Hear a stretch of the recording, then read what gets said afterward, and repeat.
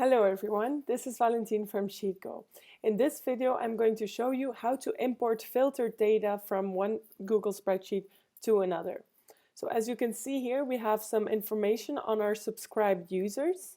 So we have their names, email, where they come from, their gender, on what date they have subscribed, and to what product, of course.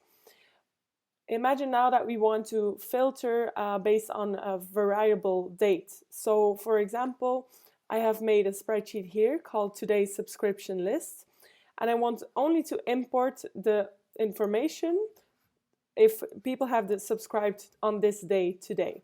So I'm going to do that by going to that spreadsheet, clicking on Add-ons, Sheetgo, and Start.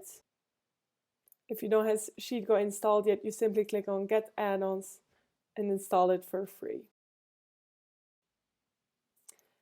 As you can see, a sidebar will pop up here, and just to import the selection, we can hover over this plus sign and choose Import Data. As a data source, we will select the subscribed user information, of course, so click on Select Files. This will open your most recent files by default, so here we can find the subscribed user information. In the Settings tab, you can give this connection a name.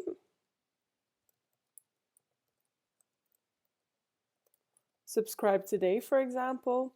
You can even have this automatically updated. So, for example, if you need it tomorrow as well, of tomorrow, of course, then you can simply enable this button and have it automatically updated. But of course, the main feature here is the filter by. We will enable this button, and we will use a condition where column F, subscribed on, we will select date is today. There we go. This will only select the subscriptions of today. If you also want to have the same formatting as in your master file, you can enable this button as well and save the connection to import the specific information.